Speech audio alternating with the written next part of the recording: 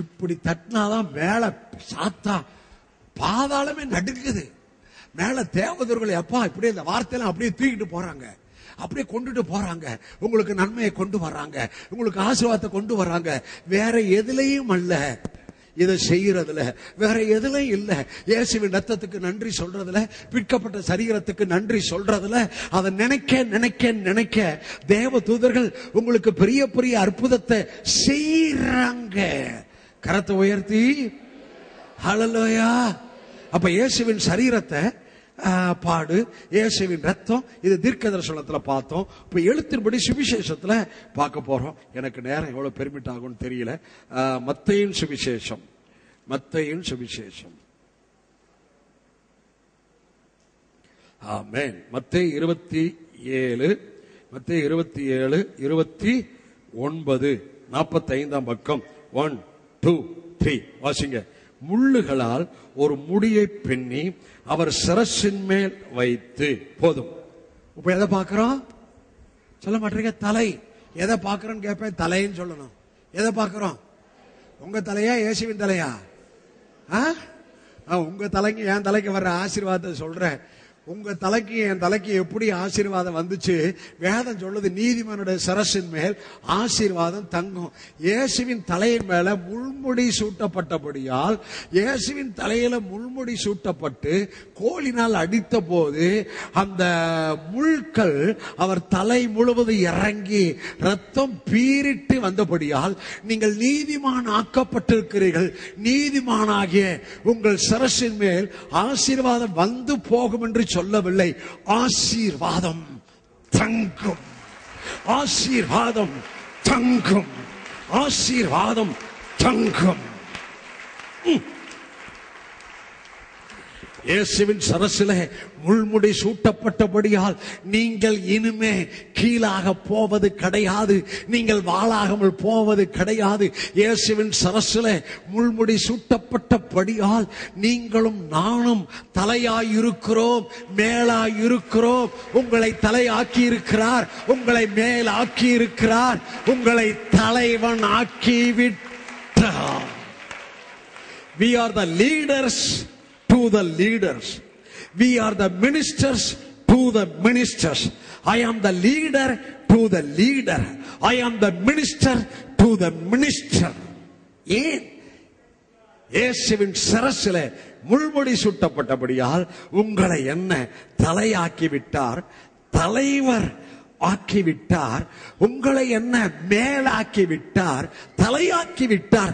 இது எல்லாம் இயேசுவின் சிரசில முள்முடி சூட்டப்பட்டபடியால். கரத்தை உயர்த்தி ஹல்லேலூயா, ஹல்லேலூயா, ஹல்லேலூயா. Praise the Lord, praise the Lord, praise the Lord, praise the Lord. Amen. Kabala kashi kala koraba bala kashi karaba.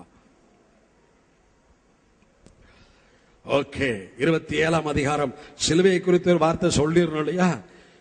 27, 22 பிலாத்து அவர்களை நோக்கி, அப்படியானால் கிறிஸ்து என்னப்பட்ட இயேசுவை நான் என்ன செய்ய வேண்டும் என்று கேட்டான். அவனை சிலுவையில் அறையும் என்று எல்லாரும் சொன்னார்கள். யார் சொன்னதையா? யூதனையா? இயேசு என்னப்பட்டவர், நான் என்ன செய்யணும்? யூதர்கள் சொன்னாங்க, அவரை சிலுவையிலே அறையும். இன்னைக்கு உங்களுக்கு எனக்கும் சிலுவைதான் மேன்மை. சிலுவையில் அறையப்பட்ட அவரை சொல்வதா மேன்மை. நானும் கிறிஸ்துவுடன் கூட சிலுவையில் அறையப்பட்டிருக்கிறேன். இனி நான் அல்ல, கிறிஸ்து எனக்குள்ளே பிழைத்திருக்கிறார். நம்ம வாழ்க்கையின் தொடர்பே சிலுவை. நம்முடைய வாழ்க்கையின் தொடர்பே இயேசுவின் மரணம், அடக்கம், பாடு, உயிர்த்தெழுதல்.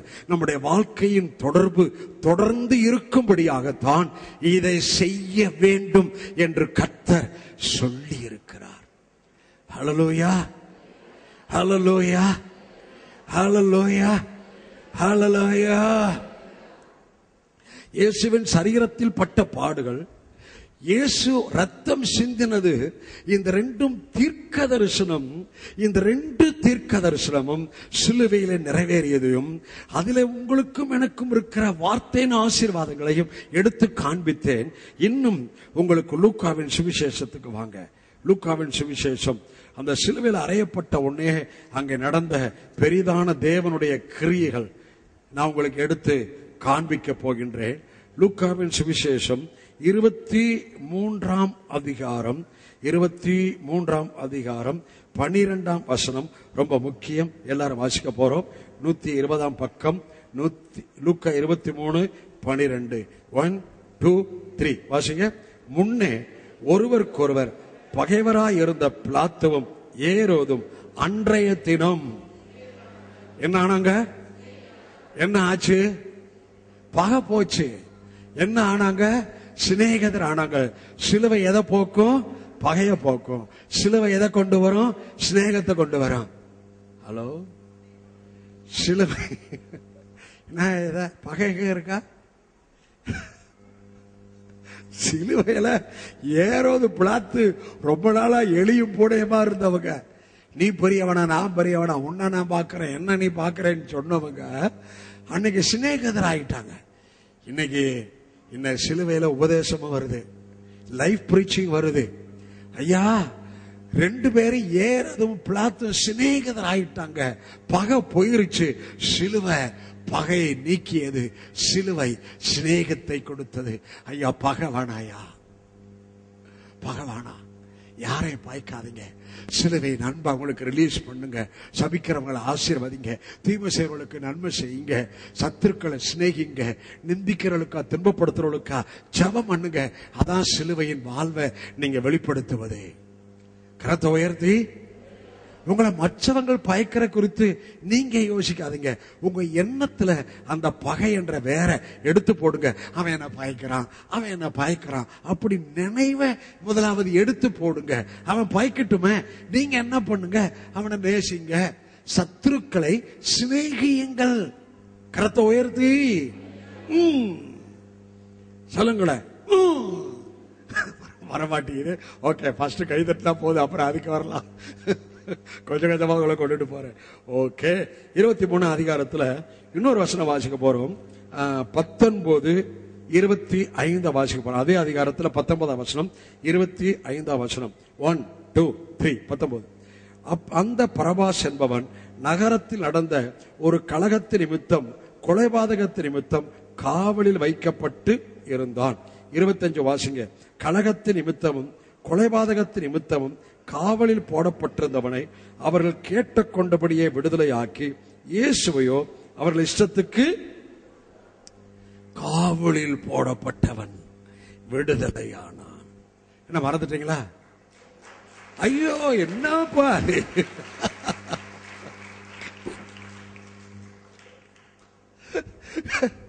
ஐயா, பரபாஸ் என்பவன் பெரிய கிரிமினல். ஆனா அந்த ரோம அரசாங்கத்துல இந்த பஸ்கா ஆசரிப்பு நாள்ல வழக்கமா பெரிய கிரிமினலை ரிலீஸ் பண்ணுவாங்க, விடுதலை கொடுத்துருவாங்க. இப்போ யூதர்கள்ட்ட இவன் கேட்கிறான், சரி இயேசுவை விடுதலை பண்ணணுமா பரபாச விடுதலை பண்ணணுமா? நான் இயேசுவை விடுதலை பண்ணணும் அப்படின்னு இவன் நினைச்சு கேட்கிறான். ஆனா அவங்க சொல்றாங்க, இல்ல, பரபாசை விடுதலை பண்ணும் என்று சொன்னார்கள். கேட்டுக்கொண்டபடியே பரபாஸ் விடுதலை ஆக்கப்பட்டான். சிலுவை என்னையா? தீயவர் திருடரும் குடியவர் பகைங்கரும் இயேசுவில் மாற்றம் பெற்றார்.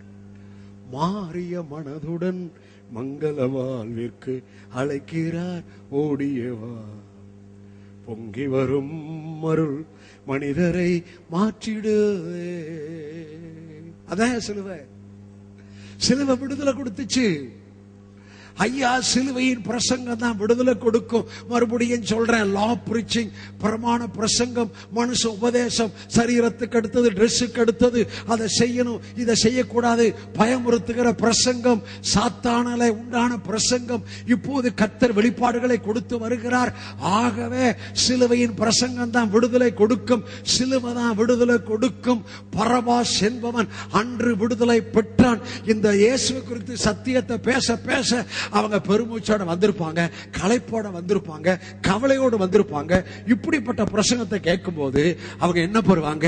விடுதலை பெறுவாங்க. கட்டப்பட்ட நிலைமையில வந்தவங்க விடுதலையோட போவாங்க. ஆகவே இந்த நாள்ல சகோதரனே, உன்னை விடுவிக்கிற சத்தியம் உனக்கு சிலுவைக்குள்ளே உனக்கு அனுப்பப்பட்டு கொண்டிருக்கிறது.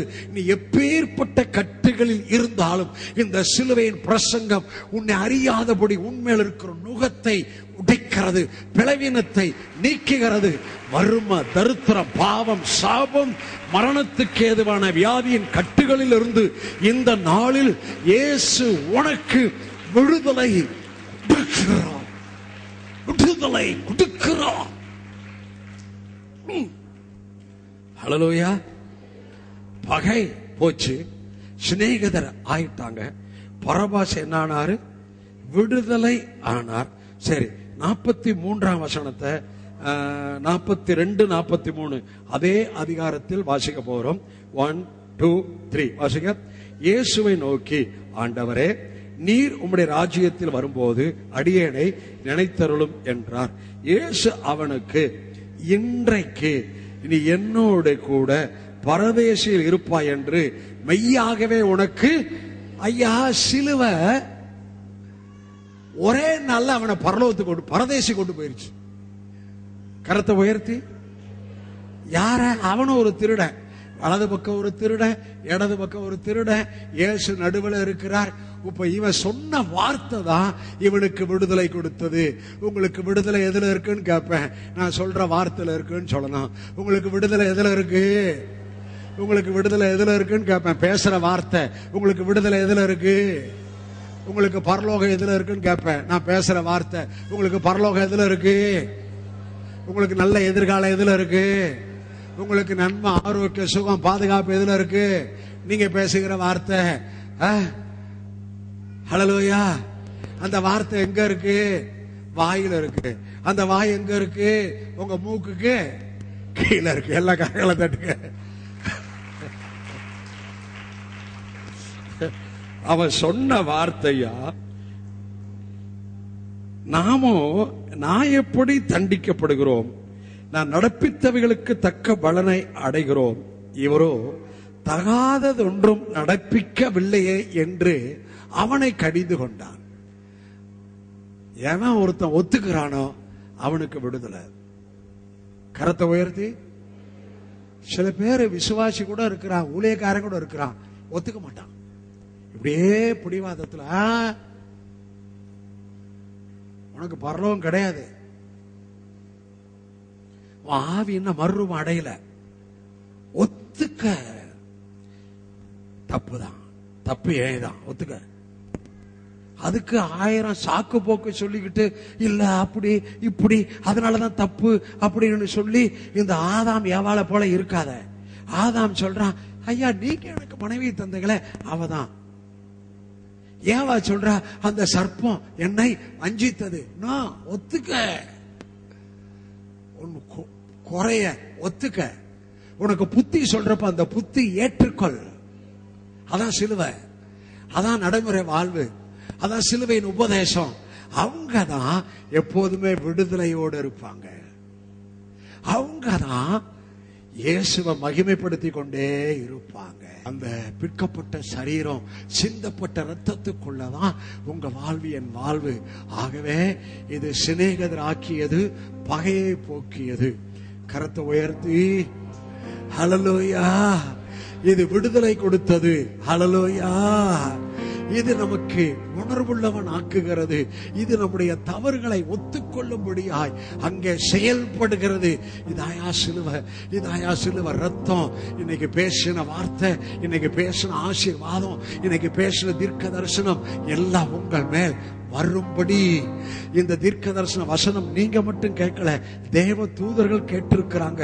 இந்த ஆசீர்வாதத்தை அவர்கள் நமக்கு கொண்டு வரும்படி, ஊழியம் செய்யும்படி இந்த எக்காலத்தை